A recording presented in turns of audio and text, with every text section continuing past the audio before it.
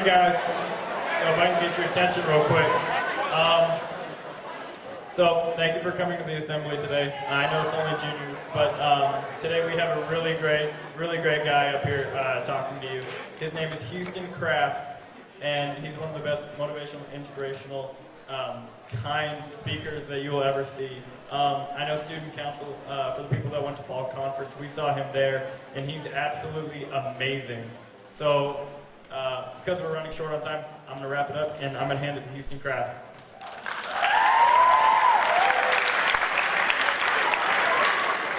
It was 3 years ago, and I wish you'd been there. I've spoken at schools all over the country, over 350 schools, and this day, 3 years ago, is one of the weirdest things I've ever seen. Back-to-back assemblies in the morning after they were done, I was making my way through the cafeteria, lunch was going on, I was almost at the door ready to leave, I was kind of in a hurry. I was making my way through all these people, and I get to the door, finally I'm opening it up, and all of a sudden I hear this girl's voice from behind me. Houston! Turn around. This girl is up out of her seat, reaching towards me, she goes, come sit with us. I was like, no, thank you. She looked way too excited. She looked like a 4-year-old that has been a Disney princess for the first time. She's like, I was like, you're creeping me out. I'll see you later. I'm opening the door to leave when I hear her voice again. Houston, wait! Turn around. She's looking at me, back to her table, back to me. She wants me to come sit with her and her friends, but she doesn't know what to do, so she runs over to her table. She opens up a pizza box in the center, and I don't think it's hers because she takes out a slice, and the kid's like, hey, wait. She's like, shut up. She puts the slice on a plate, she slides it towards me. She's like, come sit with us. I walk over and I sit down because I fear for my life. And I'm enjoying this slice of pizza, and a couple minutes into lunch, one of the kids at our table stands up, walks over, and presses play on an iPod. They had set up speakers in the cafeteria because it was like an assembly day, and all of a sudden Michael Jackson starts booming through the speaker system. I'm excited. I'm listening to some MJ, eating some pizza, meeting some new people, and about 45 seconds into the song, that's when the weird thing happened. I wish you had been there. On the far side of this huge, round cafeteria, one single 9th grade boy stands up out of his seat. I'm like, oh kid, don't you do it. Sure enough, he starts to dance.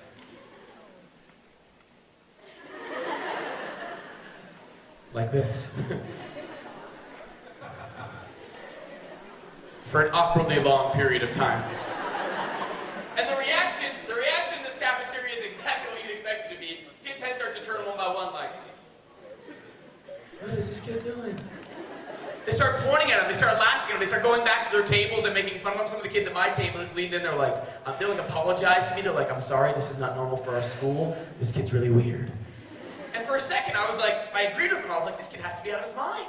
There's 700 people in the room. Most of them are older than him, and they're pointing at him, they're laughing at him, they're making fun of him, and he just looks like a string bean, like bobbing up and down. I was like, kid, take a seat. You're already like halfway there. Just like, stop. But the kid just keeps on going, and as I sit there watching, heads start to turn to the other side of the room, because on the far side of the cafeteria, a 9th grade girl is getting up out of her seat. I'm like, seriously? She starts to dance. Same reaction, head starting to turn, fingers starting to point, going back to their tables, like, do these kids even go to our school? They have terrible dance moves. And I'm watching this whole thing unfold, the girl over here, the boy over here, and all of a sudden the girl turns, notices the boy, makes eye contact, smiles, and starts dancing her way across the entire room. She gets to the boy, she reaches out, she grabs his hands, and they start dancing together. Across the whole room, there was one of those situations, one of those moments, I'm sure you've been a part of one before, where everyone goes, aww. And then right back to their tables like, what's happening to our school? The whole thing was really weird, and I'm watching this whole thing unfold, and I was like the speaker there that morning, and so I was trying to have empathy for these kids. I was trying to be non-judgmental, but I couldn't help it. I was like, what are these kids thinking? I was trying to put myself in these kids' shoes, and I was like, as I sat there watching, I was like, I would never do this. And I paused for a second because I thought that was interesting. I thought that was weird for me because I know you don't know me very well. I don't know you very well. It's nice to meet you. But I know myself pretty well, and over the course of my life, one of the things I know about me is I've always loved to dance. I've always been at family weddings and stuff. I was always like the first kid on the dance floor, the last kid to leave, usually with my shirt unbuttoned, very sweaty. I love dancing. And I'm watching these kids dance, and I'm thinking to myself, I would never do that. And I was like, well, why? I love to dance. Why wouldn't I do it? And I was thinking about that for a little while, and I realized one of the other pieces I know about myself is for almost as long as I can remember, I've always been the kind of person that's really worried about what people think about me. I've totally been a people pleaser my whole life. I've always just wanted to fit in. I've always just wanted to make friends. I've always wanted people to think I was cool or interesting or funny. I've always just wanted people to like me. I don't think it's that weird. I didn't see any of you walking today being like, I hope they hate me today. Like, no one does that. We don't do that. As human beings, I think one of the things that we all have in common, I believe that every single one of us, we all want to feel like we fit in. We all want to feel important. We all want to feel like we matter. We all want to feel love. And so to me, the idea of 700 people pointing at me and laughing at me while you're not good. Personally, I'd be very terrified of that situation. I'm watching and I'm thinking about that. I was like, I love to dance, but I would never do that in front of all my people because I know they would judge me, and I'm too scared of that. And then I paused. I was like, well, when did that start? When did I first start being, like, afraid in my life? And I've been thinking about that for a while, and I think for you and I think fear starts in our life from the moment we're born. I think life is scary from the moment we're born. In fact, I'll prove it to you. There's like a brown line here on the stage. I'm going to use it as like a timeline of our lives. Here, we're born. As I go this way, we're getting older.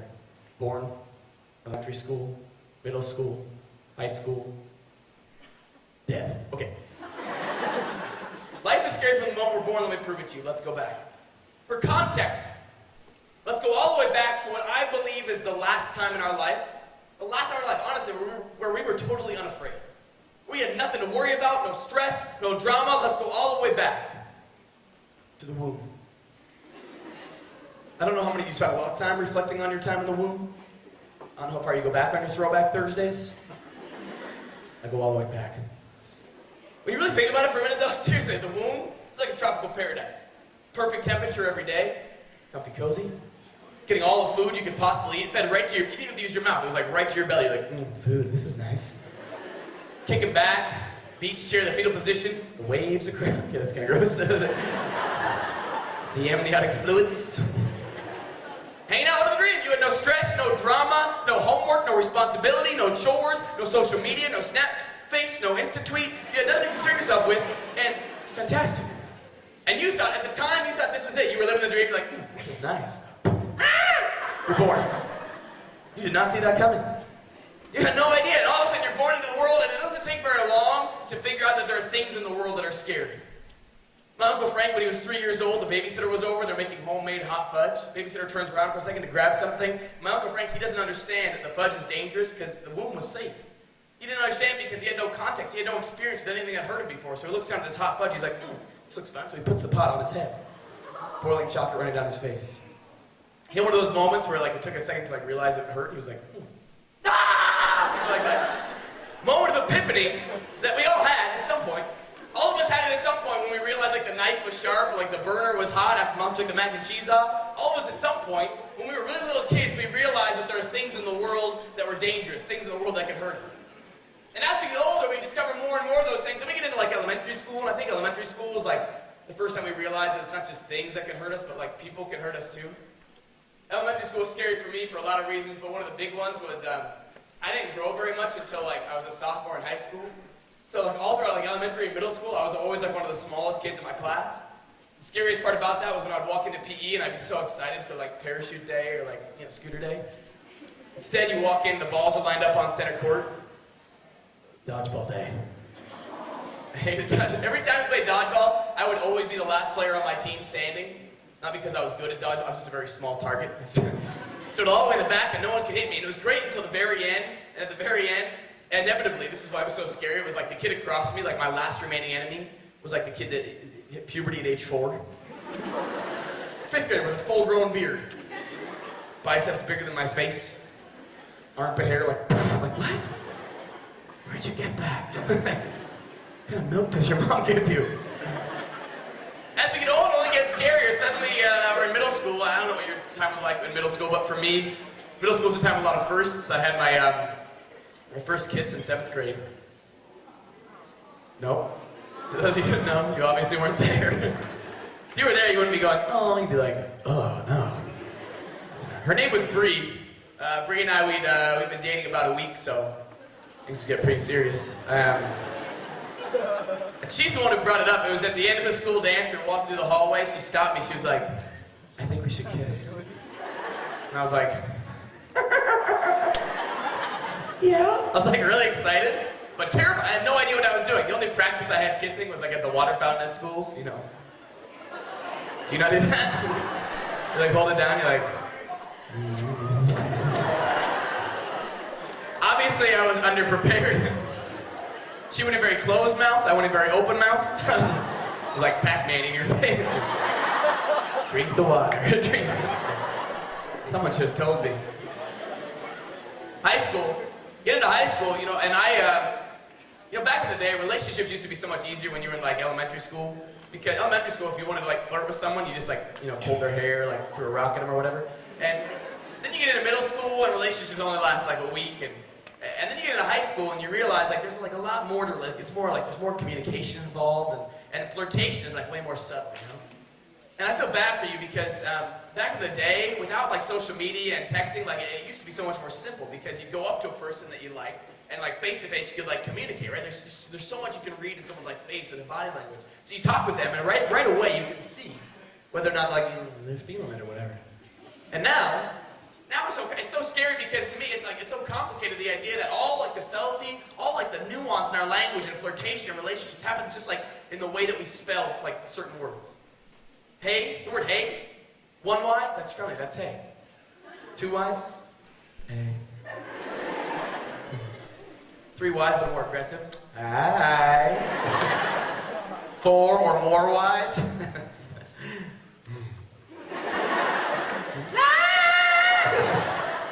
Come sit with us. It's creepy, don't do it. Life is scary. From the moment we're born, life is scary in all of us. All of us as human beings, we're all going to go through this process of growing up, and we're going to grow up for the rest of our lives.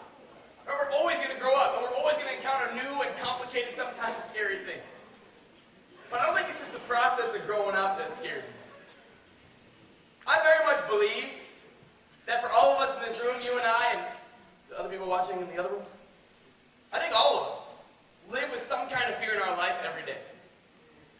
I very much believe that you and I, we were all born at some point, and we've gone through this process of life, and along the way, things have happened.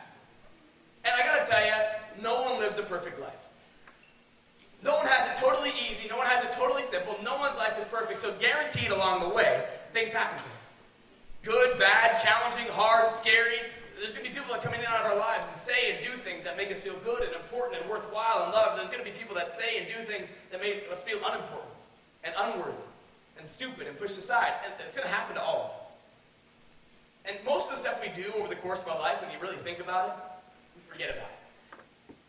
Most of the stuff you do on any given day, all this, what you talk about at lunch, what you go through in class, the social media updates that you read, the practices you go to, most of the stuff, the details, you forget about.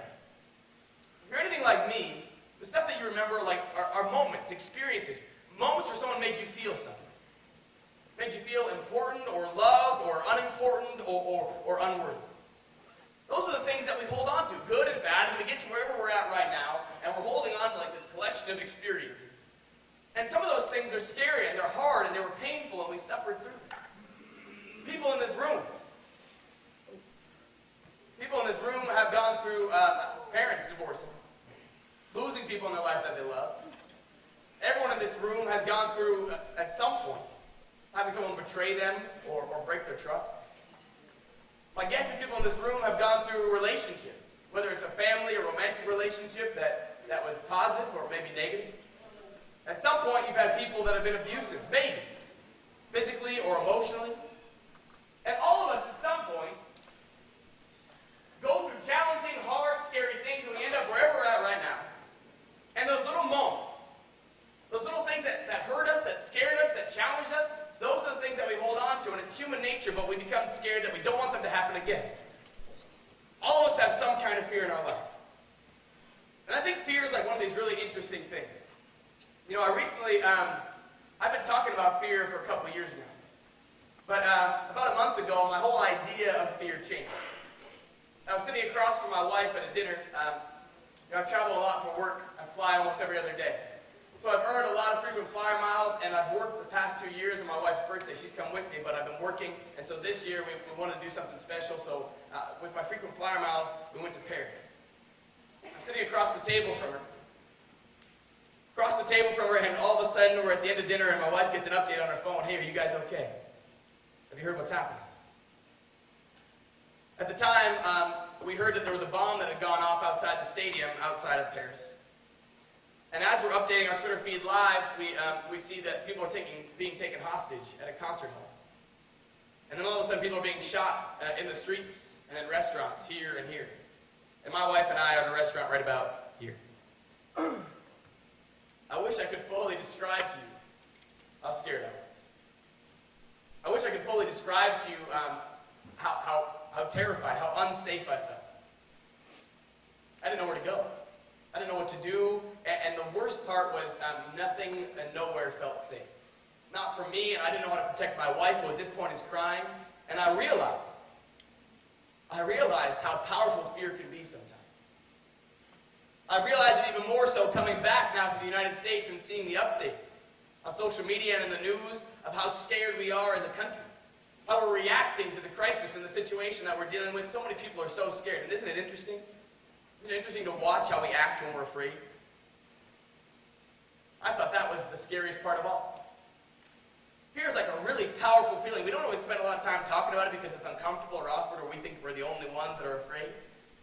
But the reality is all of us are afraid of something, and I believe those fears, they control us more than we like to think that they do. Sometimes the way that we feel controls the way that we act. I don't know what you're afraid of. I don't know, maybe it's a fear of rejection or a fear of failure. Maybe it's a fear of not being good enough or not fitting in or not being perfect or not rising or meeting people's expectations in your life. Maybe it's your fear that there are things about yourself that you don't appreciate or you don't love and they're never going to get better. I don't know what your fear is, but I very much believe all of us have it. And for me, what I've noticed doing this all over the country is the scariest part to me, I don't think we're ever going to get rid of fear. I don't think we're ever going to be fearless as a person, as an individual, as a community, or as a nation. Of course not. But I don't think we spend enough time talking about it or thinking about it. I think fear plays a huge role in our life, and if we don't spend a minute thinking about how it interacts with our life and how it makes us treat ourselves and other people, well, at least, I don't know, for me. For me, in my own life, fear has made me do some dumb things before. For example, 8th grade, I met this girl. She was so cute. Her name was Sadie, and Sadie and I, we were dating in my head. And I finally worked up the courage to ask her over to my house. In fact, I need a volunteer. Volunteer, great, perfect. Right over here. What's your name? Matt, come on up here, Matt. Matt's going to do us a big favor today. Matt's going to represent something for us. Matt's going to represent Sadie. You want to hop up here, Matt? Great. Sadie came over to my house, and we had a delicious macaroni and cheese dinner. It was good, wasn't it? Thanks. Afterwards, Sadie and I went out to the living room. Come on, Sadie. We had a seat on the couch. The couch is a lot lower than my couch. Weird shaped couch. Conditions were perfect. All I wanted to do was to let Sadie know that I liked her, that I had a crush on her. So the way that I thought I was going to do it, I was going to hold Sadie's hand. Conditions were perfect. Lights were dim, candles were burning. We were sitting on the couch.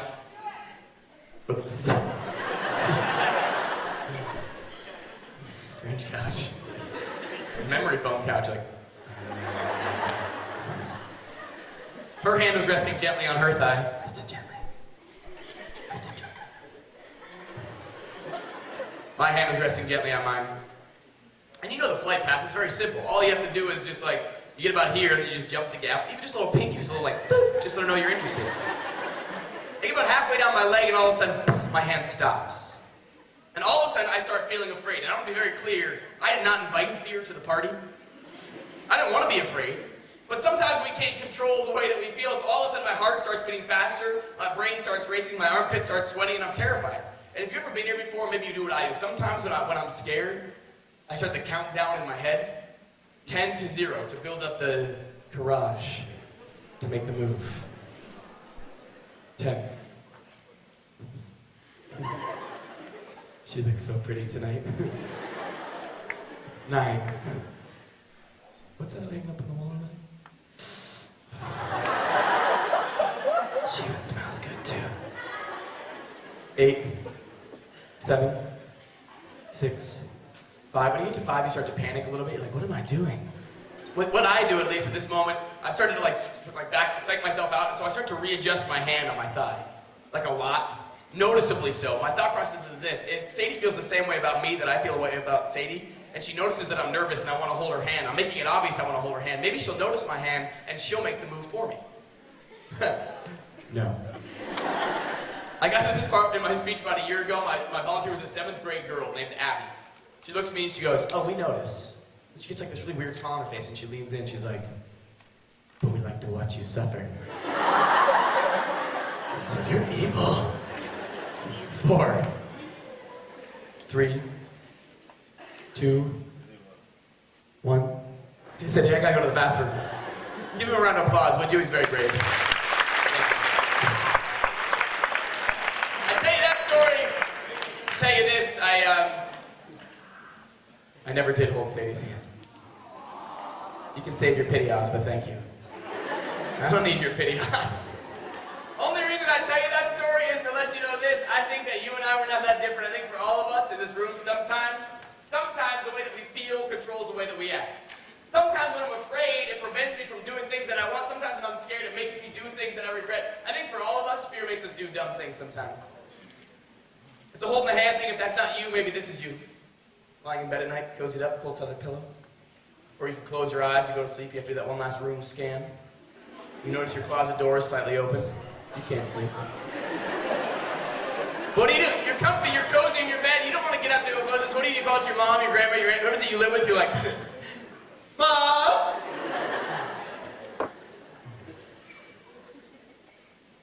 Mom!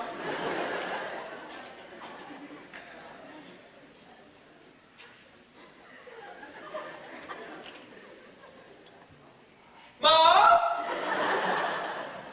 No answer. Everything starts to change. What used to be quiet in your house enters like the next level of silence.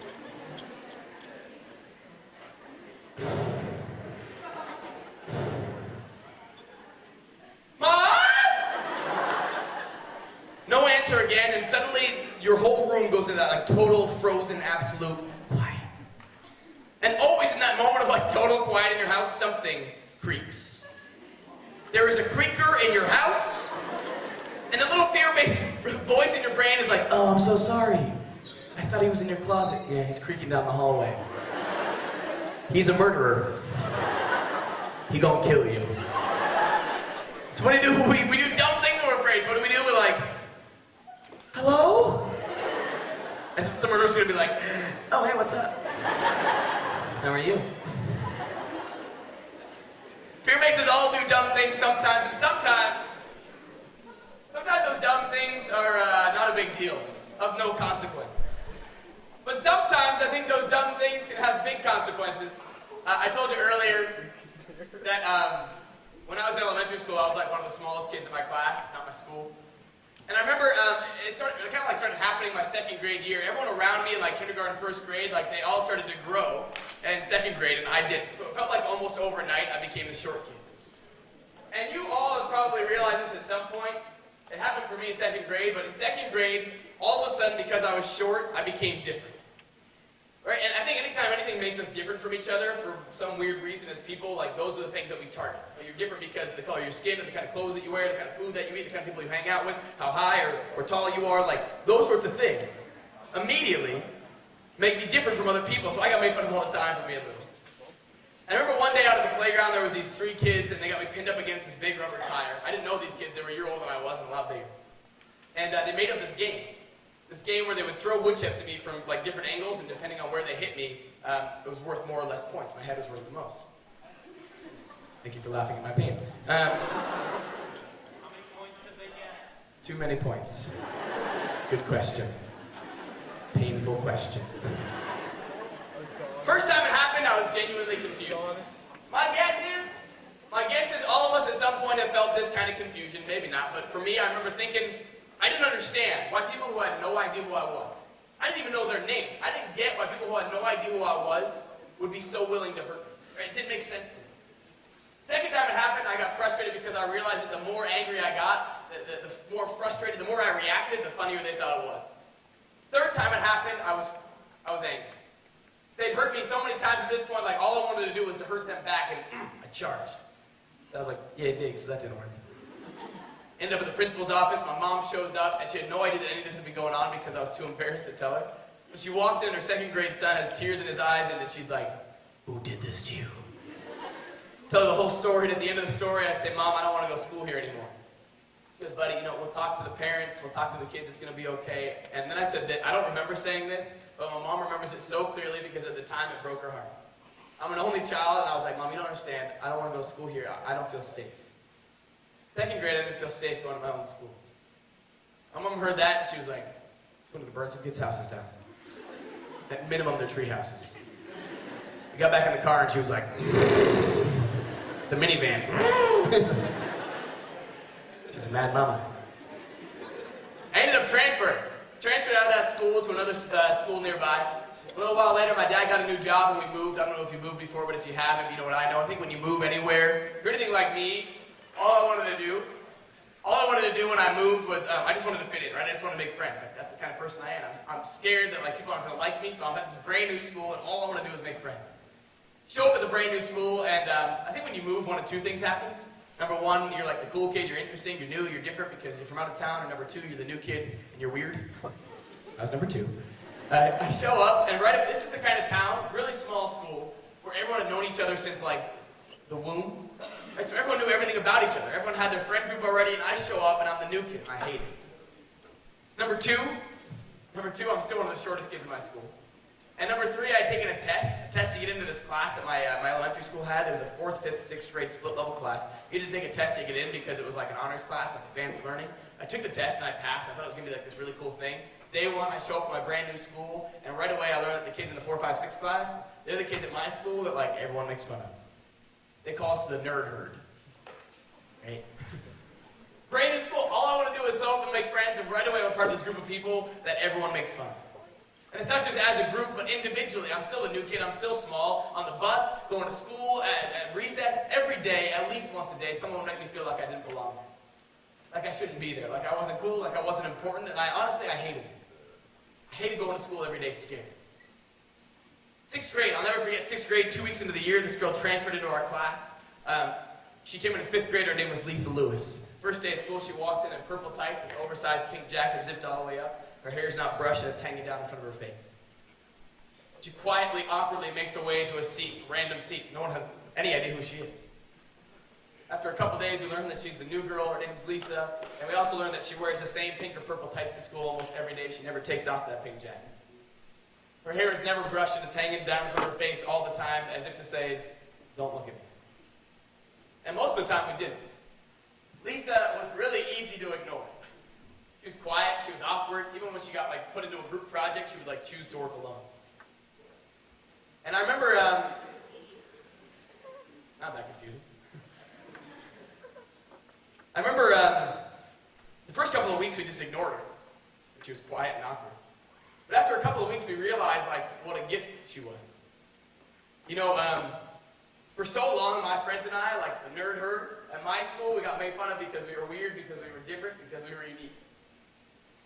And we started to realize after a couple of weeks that, that's what Lisa was.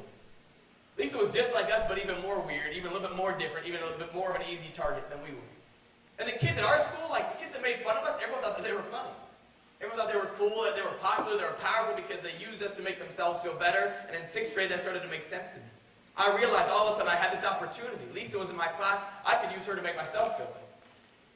So my friends and I, she made it really easy. She used to do all kinds of weird things. She used to speed walk out to recess. We would race by and make sound effects. On the playground, we always used to play basketball or soccer. Whenever she was nearby, we'd pass the ball her way. She wasn't very coordinated. She wasn't very good, so that made us laugh. She always brought in pictures of cats. We made fun of her a lot for that. The last thing we studied in my class was medieval times. Last unit of the whole year, medieval times, and I was so excited because I love this kind of stuff. And the most exciting part to me was this: on the final day of school, we were supposed to have this medieval banquet. We were going to have food and music and costumes, and the way it was going to work was you could come dressed as anything you wanted. Any medieval character you wanted. There was only 4 things that were reserved: the king, the queen, the prince, and the princess. Those 4 spots, they were reserved for the boys and girls in the class who had the highest grades. In order to celebrate the people who worked the hardest that year, they got to sit at a royal table. They got to be served royal food. They got to be dressed as royalty. And in my 6th grade brain, I was like, I have to have it. And I did. I worked so hard that year. So hard at the end of the year, the day before the last day of school, Mrs. PM, she takes out the list. She starts reading off the names: Princess Lauren, Prince Anthony, Queen, Alyssa, King, Houston. My parents picked me up after school. We went to the dollar store. We got this big red tablecloth. We cut it up. It was my cape. We went to Burger King. We got my crown. That was good. Last day of school, and I'm sitting up at the head table, and I gotta tell you, it felt really nice. Still at my school, everyone thought I was weird. I was kind of awkward. A lot of people made fun of me. But in my 4, 5, 6 class, like I finally felt at least a little bit important. I was sitting at the head table. I was king of the castle. 4 foot 5.5, king of my castle. And my friends were sitting up there with me. Princess Lauren, she was wearing like this long pink dress, a pointy pink hat. Next to her was Prince Anthony. He was wearing sweatpants. He pulled up to be little pantaloons. Next to him was Queen Alyssa with her own homemade crown, and there I was with my duct tape Burger King crown. Sharpie gemstones. One by one, people are walking in the room. My friend Jasmine learned how to juggle so she could be the court jester. My friend Dexter dressed up as a knight in shining armor. He wrapped his whole body in aluminum foil. Don't do it. He looked like a sweaty tin man. It was gross. People are walking in one by one. The music's playing. The food is being served. And one of the last people to walk in the room was Lisa. And everyone turns to look at her because she's wearing the exact same costume that Lauren is, like the long pink dress, the pointy pink hat. And the rules are really clear. For like the royalty positions, that was reserved for the people to like celebrate them for working so hard. Everyone knew Lisa didn't have very good grades. Her desk was always a mess. Papers were always falling out. But she was wearing this like princess costume, the exact same one that Lauren was, and everyone's like turning to look at her. And it's not just the costume, but for one of the first times, like Lisa had like done something with her hair. She like brushed it and done up in like a little bun. That's where the hat sat on top of. So I know it sounds weird, but for like the first times you could actually see her face. Like her eyes, you could tell eye contact made her feel uncomfortable. Her eyes are up, and she had this big smile. Lisa she looked like a princess. And almost right away, Anthony leans over and is like, what is she doing? Laura looks at me like, oh no, she didn't. And I have like this really weird reaction. I'm sitting there, and right away, I feel like vulnerable. Like I feel like, what is she doing? I feel like I've been using her for so long to make myself feel better, and it was because she was like less than. And we had worked so hard to be here, and she didn't. I didn't think she deserved it. So I had this moment where I spent so long being afraid. I don't know how it works for you, but sometimes fear makes me do dumb things. So I stood up, and I thought I had to like remind her that she didn't belong. I thought it'd make me look cool if I told her that she wasn't a part of this club. So I walked up to her, and I just repeated what Anthony had said to me. I said, Lisa, what are you doing? I said, well, I wanted to be a princess. What are you talking about? Lauren's a princess. You didn't get good enough grades to be the princess. You don't deserve to be the princess. And her whole face changes, right? She gets mad, angry. That anger turns really quickly to hurt. She looks sad, and you could tell she like wants to say something to me, but she has no idea where to start. No idea where to start, like to tell me the way I just made her feel. So instead, she just looks at me, and the whole class is now watching and quiet. And for me, I like that. I like the attention. But to Lisa, she realizes everyone's looking at her, and all of a sudden, tears start filling up in her eyes, and she just shakes her head at me and turns and speed walks out of the class. I remember the day so well because it's the last time I've ever seen her. I tried to find Lisa on social media. I tried to find her in person. I have no idea where she is. All I know about Lisa is that a year later I went to visit Mrs. PM, my teacher, and I noticed Lisa was in the class, so I asked her where she went, and my teacher explained how Lisa and her younger brother Jake transferred out of the school, out of the entire school district at the end of the last year. Not because they moved, not because of grades or anything like that, but in my teacher's words, she goes, yeah, it's too bad. Lisa was a sweet girl, but she didn't really feel safe here. She put it. I feel like safety is one of those weird words that I say it, and every one of you has a different definition of what it means. Right? Because all of us, we have different people in our life that make us feel safe. People that we can trust and love us unconditionally and protect us and look out for us. All of us also have people in our life that don't make us feel safe. Who've hurt us, who've stretched us, who've betrayed our trust, who've broken our hearts, whatever it is. All of us have places we go to feel safe. All of us have places that don't feel safe. And I gotta tell you, my whole idea of safety changed a month ago sitting at that restaurant in Paris. I realized how often I take safety for granted. I realized how important safety is. The feeling of being safe. I know you got a ton of kids that go to this school. I know there are a ton of people that walk through the doors of this school every single day. And I also know that every single one of them has a story. I know that every single single person in here has struggled with something, has been scared of something, is frustrated or hurt in some way. And wouldn't it be nice? Wouldn't it be nice if this place was one place that people could feel safe? Wouldn't it be great that out of all the people in other people's lives and all the places that they could go, that every day when they show up here, this feels safe? They feel like they matter, they feel important, they feel loved.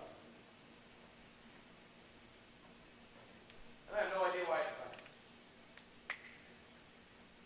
Honestly, my friend, I don't.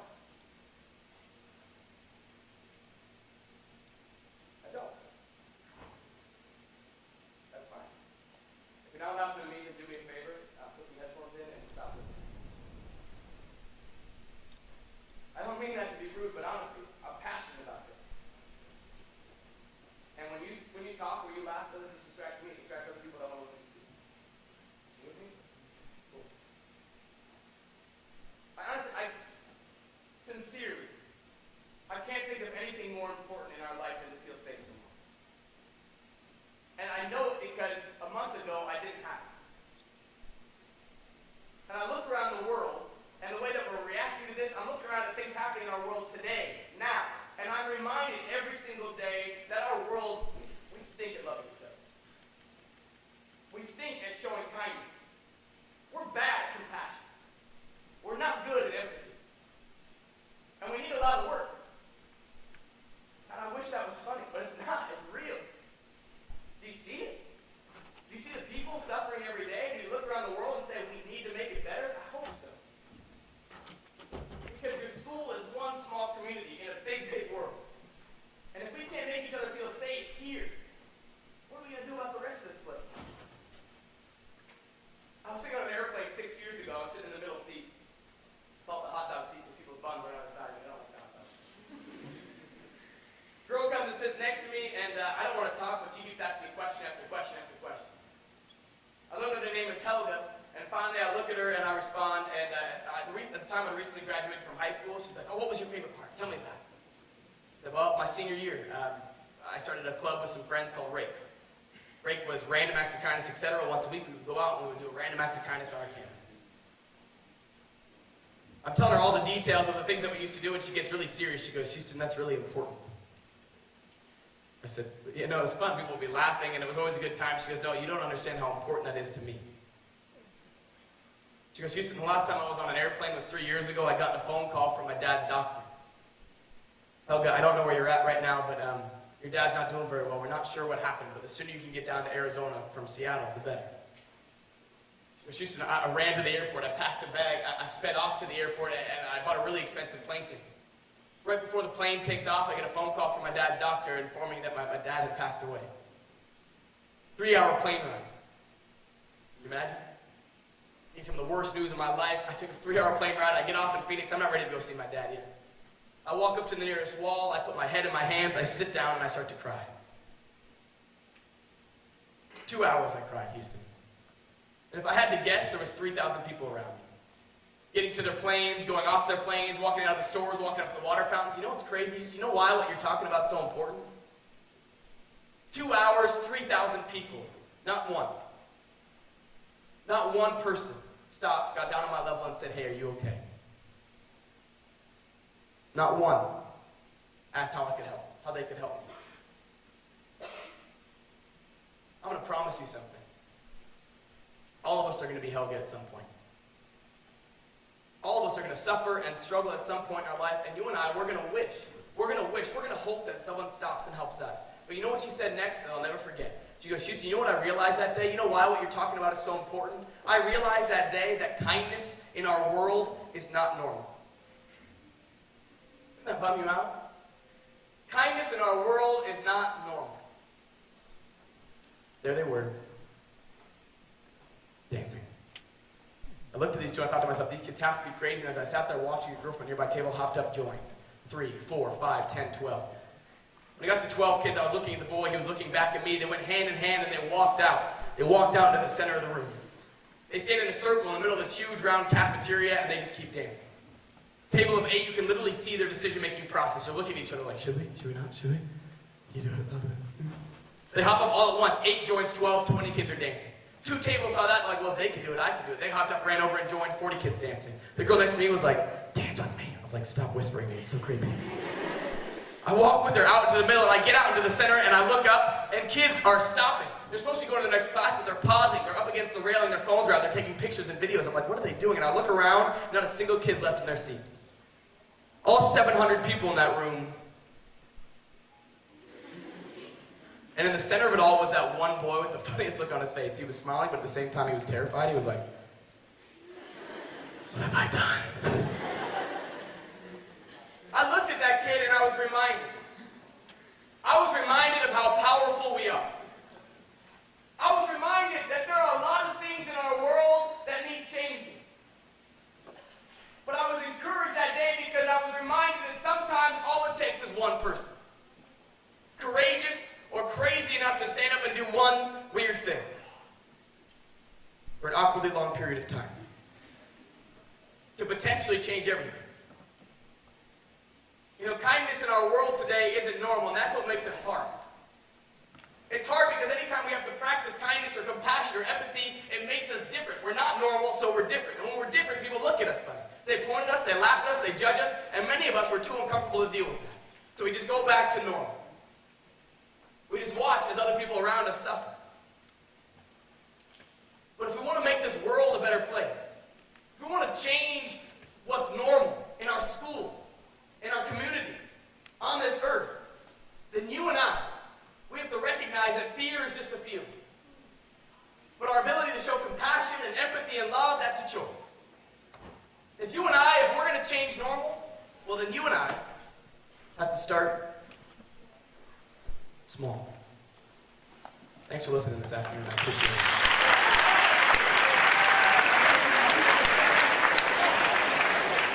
Have a beautiful day. Thanks for hanging in there with me, guys. I know I kept you a minute over.